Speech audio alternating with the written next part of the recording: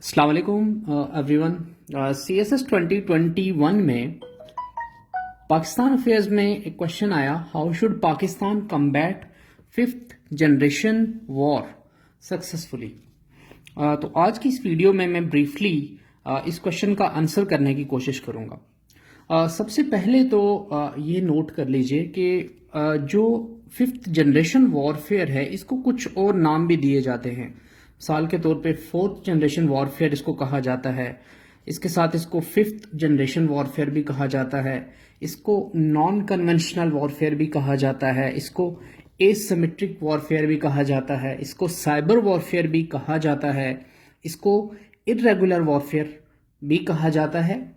अब जो फंडामेंटल जो बेसिक इसका पैरामीटर है, जो फंडामेंटल पैरामीटर है फिफ्थ जनरेशन वॉरफेयर का, वो दो चीजें हैं। बहुत क्लोजली ये टर्म लिंक्ड है साइबर वॉरफेयर के साथ, साइबर वॉरफेयर के साथ। तो इसमें दो इंपॉर्टेंट एस्पेक्ट्स हैं जो कि इसके बेसिक फंडामेंटल कॉन्स्टिट्यूएंट्स हैं। द फर्स्ट इज इंफॉर्मेशन या फिर इंफॉर्मेशन कंट्रोल या फिर परसेप्शन मैनेजमेंट, और द सेकंड एस्पेक्ट जो इसका इंपॉर्टेंट है वो है non state actors. Non state actors मिसाल के तौर पे likes of Tehreek-e Taliban Pakistan TTP या पश्तून तहफ़्फ़ुज़ मूवमेंट या इरेगुलर या लूज जो ब्रांड्स हैं या ग्रुप्स हैं या ऑफशूट्स हैं या Islamic State Khorasan province, Daesh जैसे जो ग्रुप्स हैं, जो नॉन स्टेट एक्टर्स हैं, जो स्टेट हुड के एलिमेंट्स कंप्लीट नहीं करते, उनको नॉन स्टेट एक्टर्स कहा जाता है।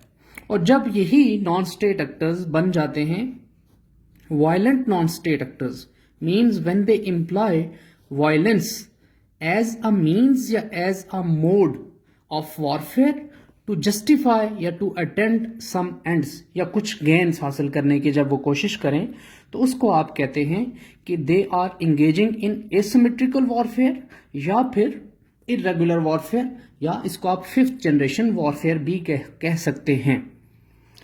पाकिस्तान की और इंडिया के कॉन्टेक्स्ट में मैं अगर बात करूं तो कुछ साल पहले 2009 की बात है कि शर्म अल शेख में, इजिप्ट में उस वक़्त के पाकिस्तान की एडमिनिस्ट्रेशन ने इंडिया को एक डोशियत दिया, इंडियन एडमिनिस्ट्रेशन को एक डोशियत दिया जिसमें इंडिया की जो प्रॉक्सीज थी, जो इंडियन स्टेट टेररिज्म स्पॉन्सर कर रही थी बलूचिस्तान में, उस डोशियर में उस एविडेंस को हाईलाइट किया गया था जो कि इंडिया बलूचिस्तान में फोमेंट कर रहा था। मींस इंडिया ने इस बार फिफ्थ जनरेशन वॉरफेयर के लिए बलूचिस्तान को, फाटा को, गिलगित बल्तिस्तान को और पाकिस्तान और बलूचिस्तान के साथ जो पोरस बॉर्डर है, सिस्तान का जो इलाका है ईरान से, वहां से जो पोरस बॉर्डर है, इंडिया ने उसको चूज किया।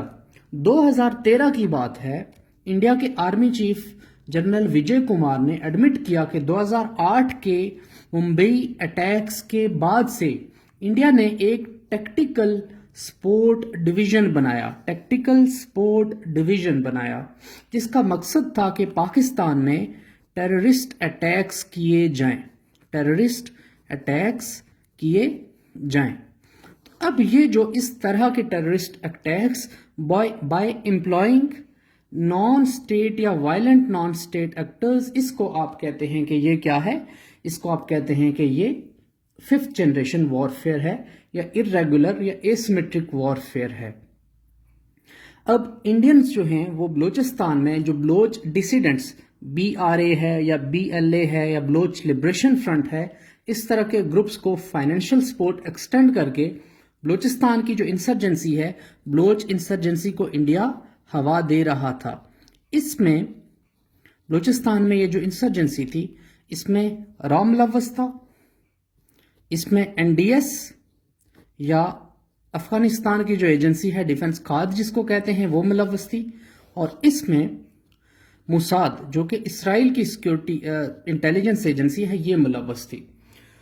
اب اس کے کلمینیشن کے پاکستان جو ہے نا ایک اسٹرانگ ایویڈنس اس کی ہمیں ملی 3 مارچ 2016 کو کہ جب بلوچستان میں پاکستان نے کلبھوشن یادو کو اریسٹ کیا جو کہ انڈیا کا نیول کمانڈر تھا، اور کلبھوشن یادو جو ہے اس کو یہ ٹاسک دیا گیا تھا کہ وہ سی پیک پروجیکٹ کی جو سیکیورٹی ہے اس کو ہٹ کرے، سی پیک کے پروجیکٹس کو ہٹ کرے، اور مقصد یہ تھا کہ سی پیک کو جو ہے نا وہ انڈیا کاؤنٹر کرے تاکہ یہ پروجیکٹ فیل ہو جائے۔ سی پیک کے تھرو انڈیا جو ہے وہ بلوچستان میں گوادر کے پروجیکٹ کو فیل کرنا چاہ رہا تھا۔ تو یہ سارا انڈیا کی جو پراکسی وار ہے یا انڈیا کی جو ارریگولر وار ہے یا اسیمیٹریکل وار ہے یا 5th جنریشن وار ہے، یہ سارا پاکستان کے خلاف اس کا حصہ تھا۔ کچھ میں جو 5th جنریشن وار فیئر ہے جس کو سائبر وار فیئر اس کا ایک موڈ کہہ سکتے ہیں آپ، جو کہ by use of information and communication technology ہوتی ہے۔ اس کے علاوہ 5th جنریشن وار فیئر اس کے لیے ایک اور جو نام استعمال کرتے ہیں جو عام طور پہ لٹریچر میں آتا ہے اس کو کہتے ہیں ہائبرڈ وار فیئر۔ اچھا، یہ جو وار فیئر ہے 5th جنریشن یا ہائبرڈ وار فیئر یا سائبر وار فیئر یا سائبر سپیس میں جو جنگ ہے، اس کے لیے کچھ ڈیفینیشنز ہیں جو کہ آپ کی کنزمپشن کے لیے اس کو آپ ڈیفائن اس طرح سے کر سکتے ہیں۔ مثال کے طور پہ the first is کہ آپ کہہ سکتے ہیں کہ یہ ایک ایسا کانفلکٹ ہے، ایسی جنگ جس میں کہ کنونشنل ملٹری فورسز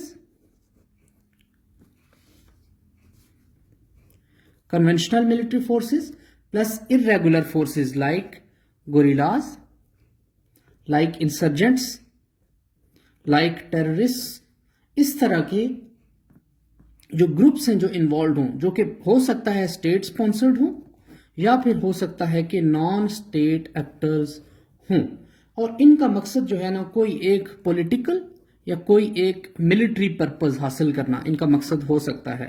تو اس طرح کا جو کانفلکٹ ہے یا وار ہے اس کو آپ 5th جنریشن وار فیئر کہیں گے۔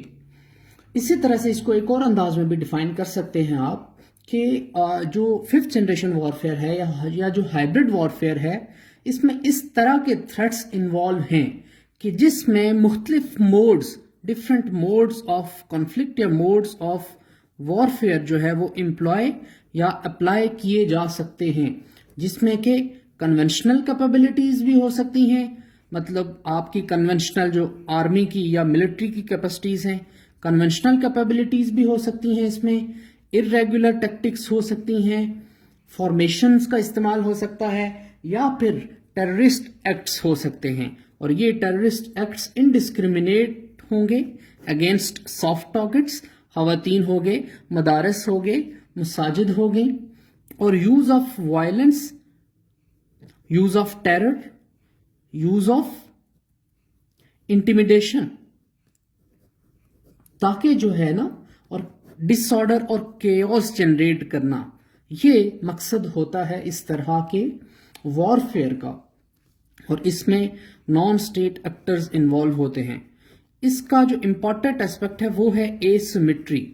ایسیمیٹری مینز جب آپ کنونشنل موڈز کے اوپر کسی ملک کو انگیج نہ کرنا چاہیں، مثال کے طور پہ انڈیا پاکستان کے بارڈر کے اوپر اوپن اٹیک نہ کرنا چاہے، تو پھر India would resort to use of proxies, اور وہ پراکسیز کے استعمال سے پاکستان کو یہ نان اسٹیٹ ایکٹرز کے تھرو انڈیا انگیج کر کے اپنے ٹارگٹس کو اچیو کرے گا، جس میں کہ انسرجنسی کو ہوا دینا ہے، جس میں بلوچستان کو ڈس انٹیگریٹ کرنا ہے، جس میں فاٹا میں جو ہے وہ ڈسکارڈ اور ڈس آرڈر پھیلانا ہے۔ اچھا، اس میں دیکھ لیں، اگر میں آپ کو گلوبل ایگزامپلز دوں تو گلوبل ایگزامپلز میں irregular وارفیئر کی کولڈ وار کے تھیٹر کے بعد جو یوکرین کا کانفلکٹ ہے، اس میں ہم نے دیکھا کہ effectively different modes of warfare استعمال کیے گئے، جن میں کہ سبورژن تھا، جن میں کہ سائبر وارفیئر کا استعمال تھا، پراکسیز کا استعمال تھا، کنونشنل ملٹری کے انٹرونشنز تھے، اور منوورنگ تھی، اور مقصد کیا تھا؟ ٹو ڈیٹر اینڈ ٹو کوس ایڈورسریز۔ اور اس طرح سے جو ہے نا وہ جو ٹرم تھی ہائبرڈ وارفیئر کی، یہ جو ہے نا کوئن کی گئی، اور ہائبرڈ وارفیئر کو اس وقت لٹریچر میں جو اس کے لیے نام استعمال کیے جا رہے ہیں وہ ففتھ جنریشن وارفیئر کا نام بھی اس کے لیے استعمال کیا جا رہا ہے. یہ کچھ اس کا تھوڑا سا بیک گراؤنڈ تھا. اب میں تھوڑا سا بات کروں گا کہ آپ کی جو ففتھ جنریشن وارفیئر ہے یا ہائبرڈ وارفیئر ہے اس کے فیچرز کیا ہیں، فیچرز کیا ہوں گے اس کے، مطلب کہ یہ آپ اس کے ایلیمنٹس کیا ہوں گے.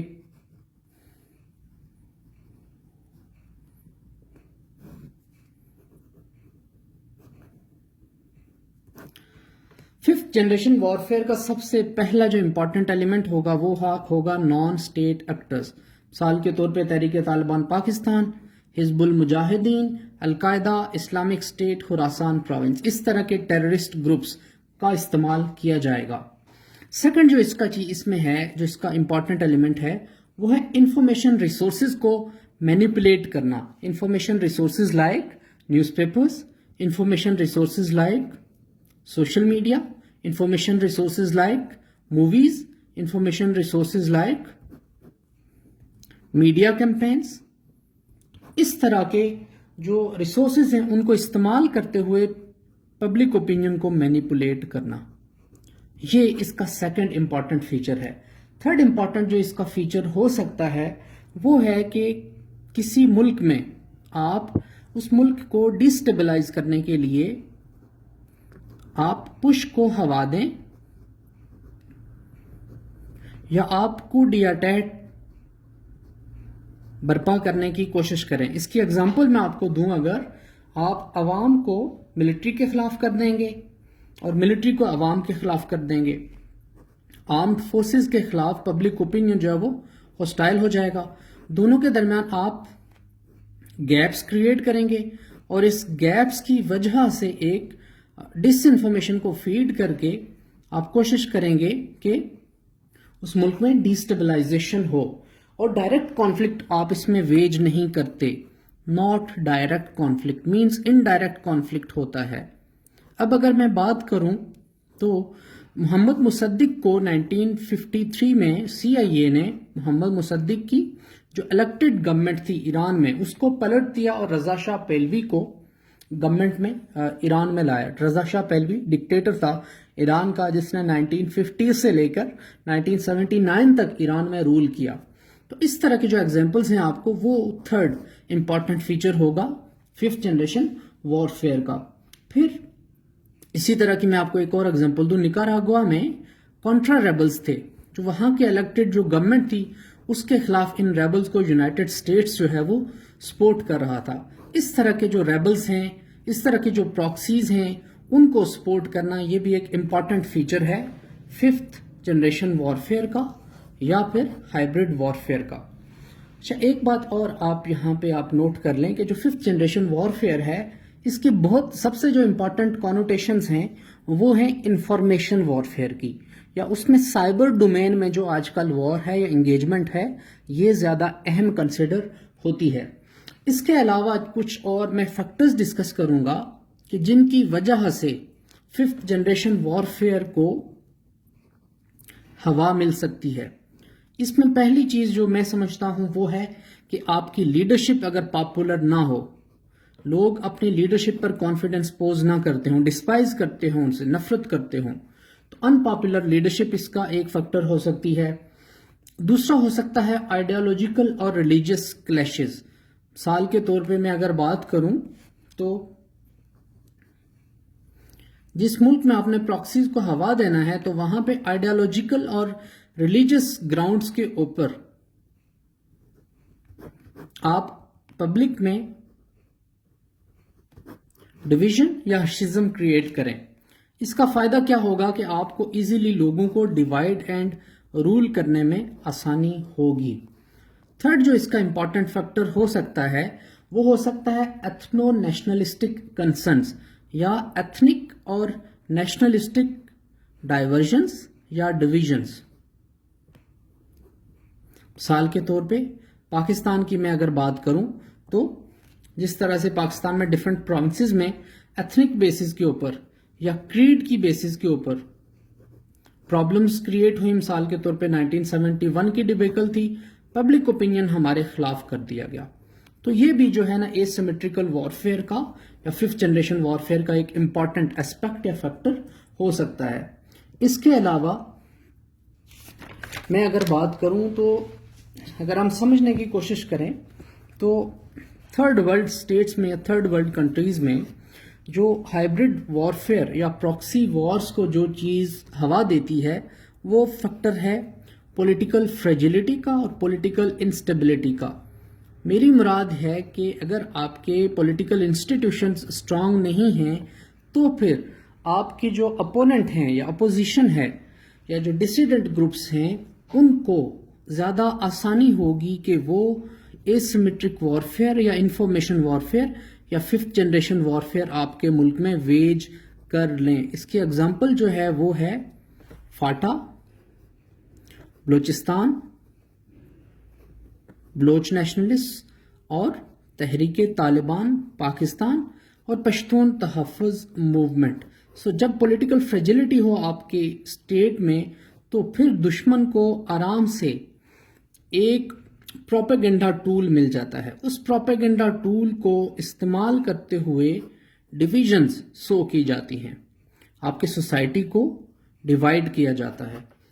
ये एक और इम्पॉर्टेंट फैक्टर है। फिर पॉलिटिकल पोलराइजेशन, सियासी तकसीम आपके मुल्क में, जिसको सियासी दड़ाबंदी कहते हैं। पॉलिटिकल पोलराइजेशन जब होगी तो देयर इज़ अ पॉसिबिलिटी कि आपके बाज़ पॉलिटिकल ग्रुप्स जो हैं वो फॉरेन एड को इनवाइट करेंगे। जब फॉरेन एड को इनवाइट करेंगे तो एड के साथ अटैच्ड कंडीशनलिटीज़ आएंगी और उन कंडीशनलिटीज़ में इंफॉर्मेशन या परसेप्शन मैनेजमेंट भी हो सकती है। आपकी स्टेट का जो नेशनलिस्टिक वर्जन है उसको मॉर्फ करने की कोशिश भी हो सकती है। और इसका लास्ट जो इम्पॉर्टेंट फैक्टर है जो मैं समझता हूं वो है ग्रोइंग रेडिकलाइजेशन। और ये रेडिकलाइजेशन अगर पाकिस्तान की बात करूं तो हमें बलोच यूथ में,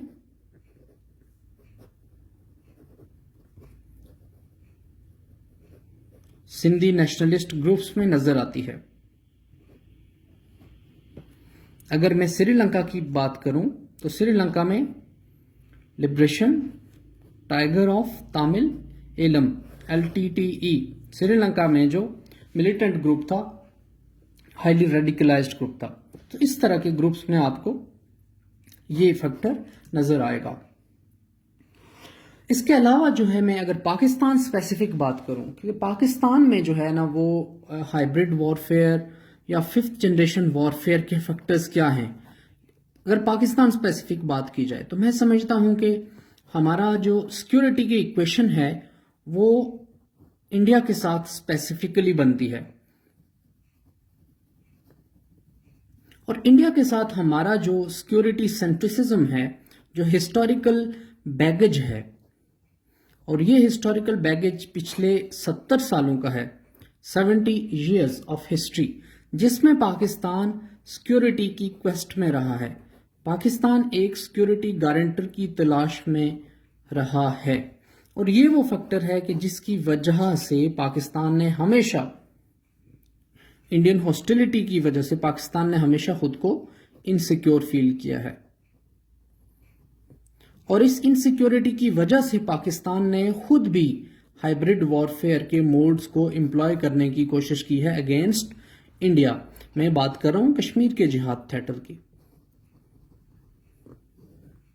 और यही वो रीजन है, इंडियन फैक्टर की वजह से हमारा जो इंडिया के साथ मखसूस मोहब्बत और दोस्ती वाला तल्लक है, इसकी वजह से इंडिया जो है वो पाकिस्तान के ऊपर फिफ्थ जनरेशन वॉरफेयर को इम्पोज कर रहा है। फिर एक और जो इम्पॉर्टेंट फैक्टर है जिसकी वजह से पाकिस्तान इनसिक्योर फील करता है वो है इंडिया का national security adviser Ajit Doval. और अजीत डोवाल की जो डॉक्ट्राइन है, डोवाल डॉक्ट्राइन जो है वो ये कहती है कि पाकिस्तान की जो यूथ है इसको इंफॉर्मेशन के थ्रू, मिस इंफॉर्मेशन के थ्रू आर्म फोर्सेस से और पाकिस्तान की आइडियोलॉजी से इन दोनों चीजों को हिट किया जाए। फिर इसके अलावा पाकिस्तान के साइबर अटैक्स किए जाएं पाकिस्तान के न्यूक्लियर प्रोग्राम के ऊपर।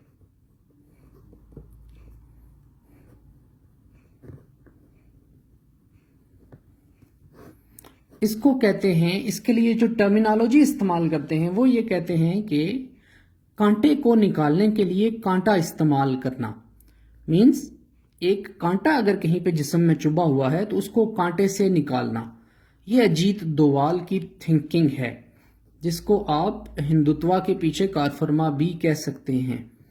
अब टू यूज अ थॉर्न, एक कांटे को इस्तेमाल करके एक कांटे को निकालना, इसका मतलब ये है कि बलूचिस्तान के केस में टेररिस्ट को इस्तेमाल करके बुनियादी तौर पे तो हिस्टोरिकली इंडिया पाकिस्तान पे इल्ज़ाम लगाता रहा है कि पाकिस्तान कश्मीर में प्रॉक्सीज को हवा देता है। तो अजीत डोवाल ने वही स्ट्रेटजी जो है ना वो पाकिस्तान के ऊपर अप्लाई की बलूचिस्तान में, जिसका नतीजा हमें राह स्पॉन्सर्ड कुलभूषण यादव की शक्ल में नजर आया।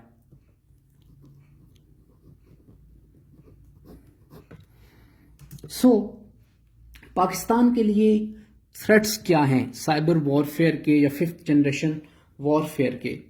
पहला मैं समझता हूं कि पाकिस्तान के लिए जो सबसे बड़ा थ्रेट है वो है इंडिया की पाकिस्तान के खिलाफ जो वाटर वॉर है।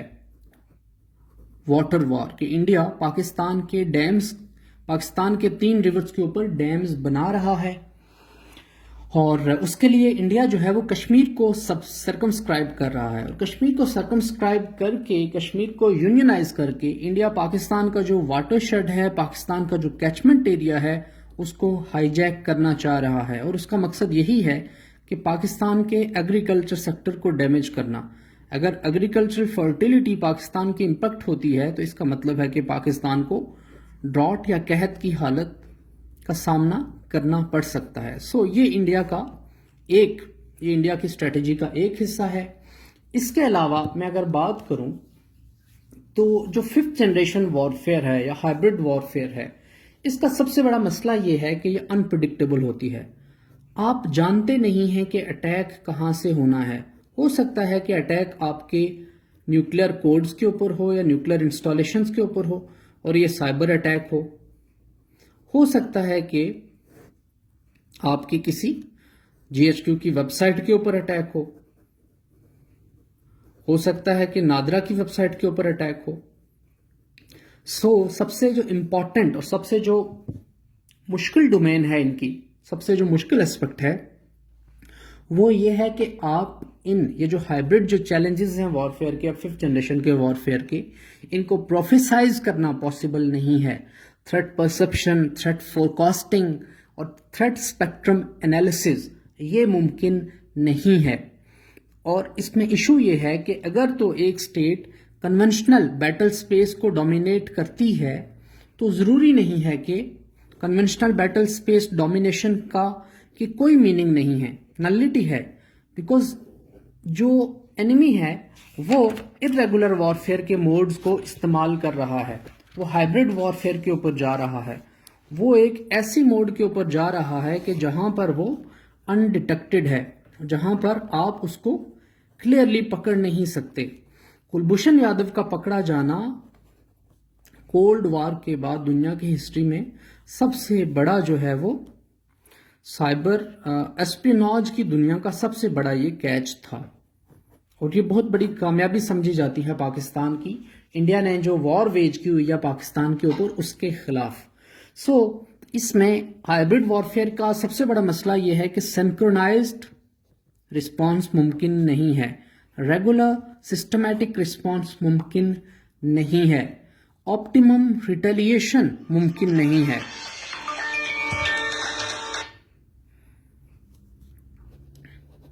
इसमें ऑप्टिमम रिटेलिएशन जो है ना वो मुमकिन नहीं है, ये इसका सबसे बड़ा इशू है।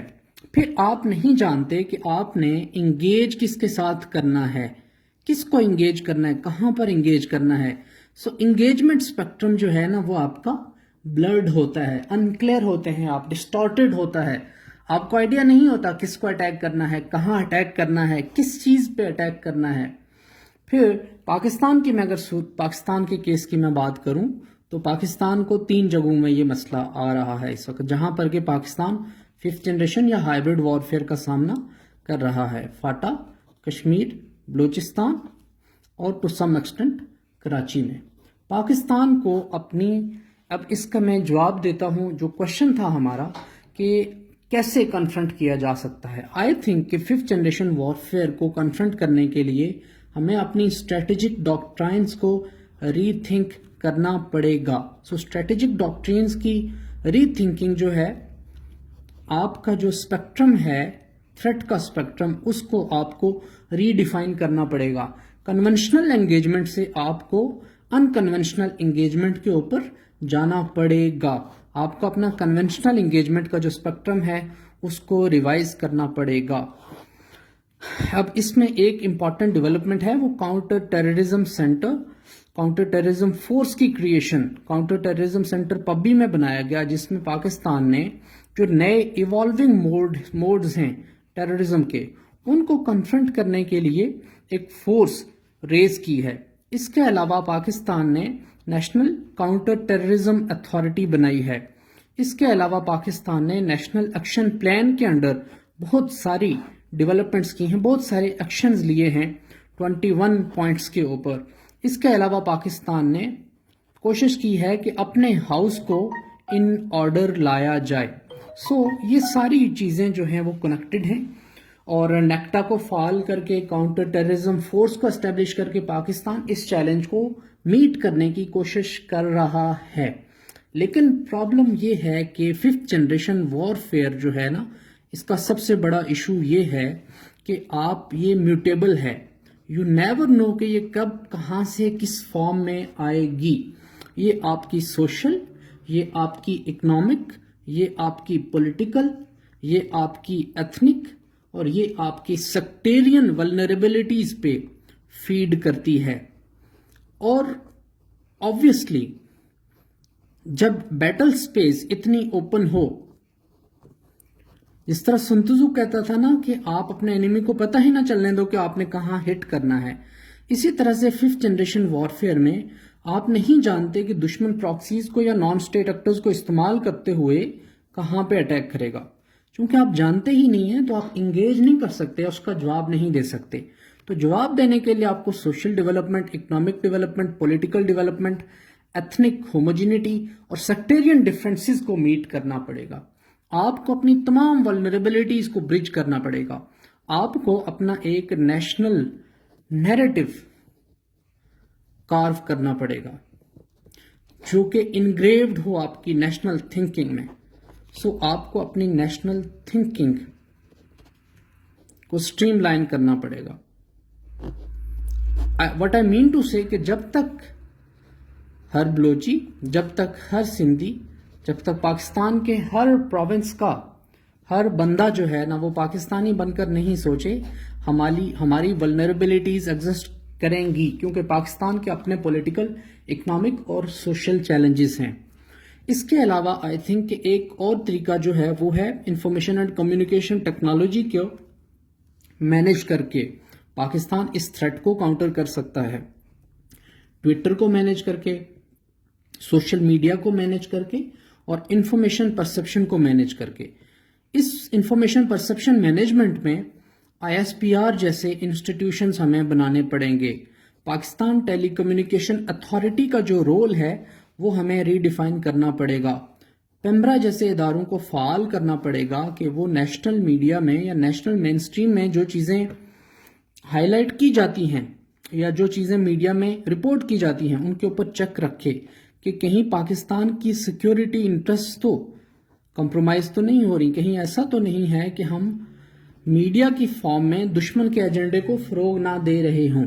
सो इसमें जो रिस्पॉन्स होगा that should be multidimensional and response should be decentralised. Centralised response आप नहीं दे सकते क्योंकि जो प्रॉब्लम है वो मल्टीफेरियस और डिसेंट्रलाइज्ड है। सो रिस्पॉन्स शुड बी डिसेंट्रलाइज्ड।